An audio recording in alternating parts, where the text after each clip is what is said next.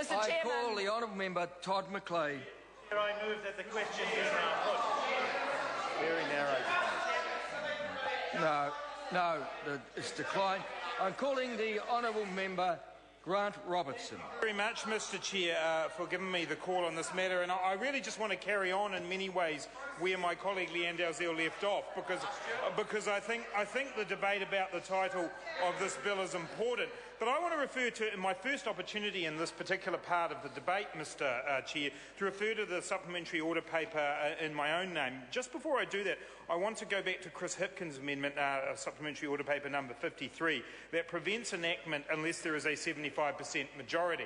I think this is a very important clause, a very important SOP, Mr. Chair, because time and again over the last few weeks we've heard from the national government about their mandate to pass this legislation. Well, I want to make absolutely clear to that party opposite that in fact in the general election there were more people that voted for parties that opposed asset sales than there were for people who favoured them. 40,000 more people, in fact, right across New Zealand, who actually voted for parties that opposed asset sales. So Tony Ryall doesn't care about the mandate issue. He's laughing at the fact that there actually is no electoral mandate for this issue. In this Parliament, what we have is a situation that the majority. Chris Finlayson's chipping in. Has that member won a seat? Has Chris Finlayson won a seat? No. Chris Finlayson's never won a seat. He's never won a seat. He's never even got close to winning a seat. Never even got close to winning a seat. But the majority in this House, the majority for this legislation in this House comes from Peter Dunn. He represents a party that got less than 1% of the party vote. And it's his vote that is pushing this across the line. So there is no mandate. So Chris Hipkins' amendment is in fact a very good amendment, because what it says is that this government, for something as fundamental as the sale of assets, needs to actually have a greater mandate than being on the losing side of the issue in the last election. On the losing side of the issue. There is no mandate over that side.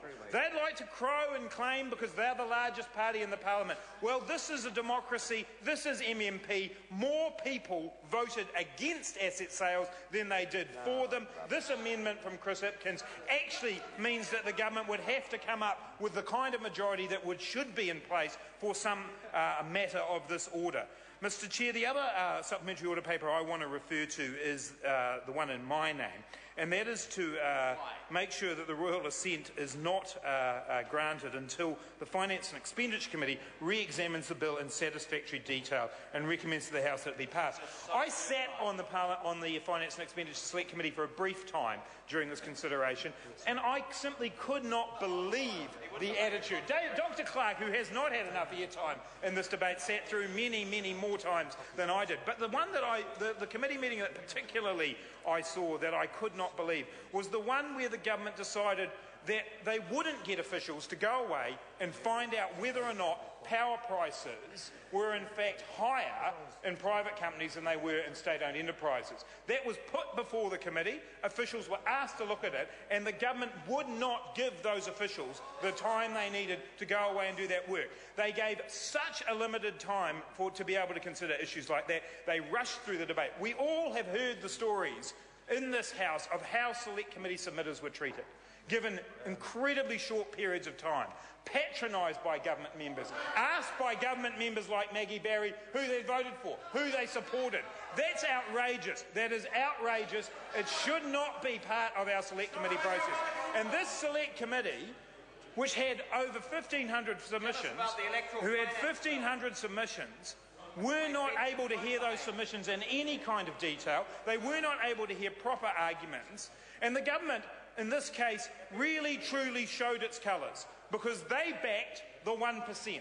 They backed the 1% of submitters who came to the committee and said, we support this bill. That's who they backed. Just like they do in every other walk of life, they back the 1%. The 99% of submitters who came to the select committee and said, we want to make sure that this is stopped, we want a proper say about this, They've been ignored by this government, and that's why my SOP has been put up to say to this government, actually show some democracy, actually show some commitment to the process of having people come in front of a committee and have their say. But instead, people were attacked, people were not given enough time, and the process by the officials, who I'm sure were working very hard through this process, was truncated by members opposite. Mr. Chair. Oh, what's his name?